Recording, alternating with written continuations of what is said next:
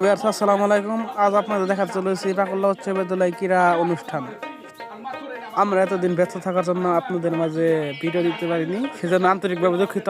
সামনে আরো ভালো ভালো মানসম্মত ভিডিও পেতে আমাদের পেজটি ফলো করুন এবং ইউটিউব চ্যানেলটি সাবস্ক্রাইব করুন। ধন্যবাদ সকলকে। আমাদের ধরুন স্যার অনেক আন্তরিকতার সাথে খেলার মাঠটি প্রস্তুত করছেন, আপনারা দেখতে পাচ্ছেন।